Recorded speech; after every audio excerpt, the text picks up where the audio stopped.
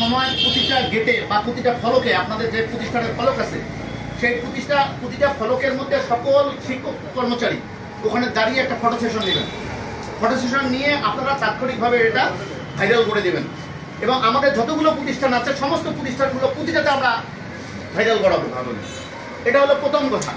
দ্বিতীয় কথা হচ্ছে যে আমরা যদি পারি শেষের দিকে গিয়ে মানে টিফিন আওয়ারের পর আমরা যেন আবার শিক্ষার্থীদেরকে মানে সঙ্গে নিয়ে আসতে পারি, নিয়ে এসে আবার একটা লাইভ করে সেখানে শিক্ষার্থীদের মাঝে আমরা লড়াই করবো কেন আমরা ক্লাস বর্জন করি, শিক্ষার্থীদেরকে জানাবো আমরা। শিক্ষার্থীরা তাদের অভিভাবককে গিয়ে বলবে, যেমন আজকে আপনারা দেখছেন একটু আগে একটা পোস্ট আসছে আমাদের সঙ্গে একাত্মতা ঘোষণা করছে অভিভাবক পরিষদ। আমরা যদি অভিভাবকদেরকেও এখানে সম্পৃক্ত করতে পারি তাহলে দেখা যাবে যে এই আন্দোলনটা আরও বেশি বেগবান হয়। আর সেই সঙ্গে আমি চিন্তা জানাই যে আমাদের এই সম্মানিত শিক্ষকবৃন্দের উপর যে সমস্ত কুলাঙ্গার পুলিশ প্রশাসন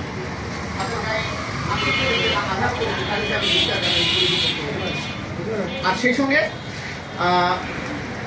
আগামীকাল এটা দেখে পরশুদিন তারা যে কর্মসূচি দিবে সেই কর্মসূচির সঙ্গে আমরা একাত্মতা করি এবং আগামীকাল সন্ধ্যায় বসে আমরা পুনরায় এরকম একটা আলোচনা করে যে সিদ্ধান্তের মধ্যে আপনারা যাবেন সেখানে আমিও ইনশাল্লাহ আমার মতামত পোষণ করবো। ধন্যবাদ।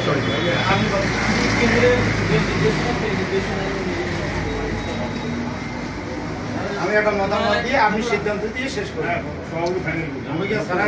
সবাইকে আবার সালাম দিয়ে শুরু করছি। আপনারা আমাদের এই বাংলাদেশ শিক্ষক সমিতি নাগেশ্বরী উপজেলা শাখায় কালকে বসে যে সিদ্ধান্ত হয়েছে সকল প্রতিষ্ঠান এই কর্মসূচি আপনারা পালন করছেন, এই জন্য আপনাদেরকে প্রত্যেক প্রতিষ্ঠানকে আবার শিক্ষক সমিতির পক্ষ থেকে বা আমরা যে আন্দোলন পরিচালনা যে আছি স্কুল কলেজ মাদ্রাসা তাদের পক্ষ থেকে আবারও ধন্যবাদ জানাচ্ছি। এখানে অনেক কয়েকটা পয়েন্ট আছে, তো আমি কিছু কিছু পয়েন্টের সাথে একমত আছি, যেমন 10 জন বা 15 জনের টিম একটি ঢাকায় পাঠার দরকার এবং কেন্দ্রীয় সিদ্ধান্ত মোতাবেক সমন্বয় রেখে কর্মবিরতি চলবে আমাদের।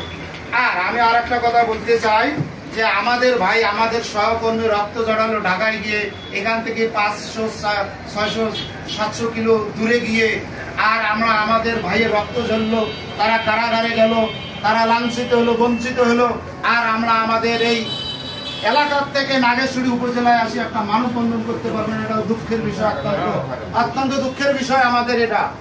আমরা শিক্ষক, আমরা ওই মাঠটা তো আমিও খেতে পারতাম, আমরা তাদের পক্ষ হয়ে একটা কি প্রতিবাদ করতে পারি না?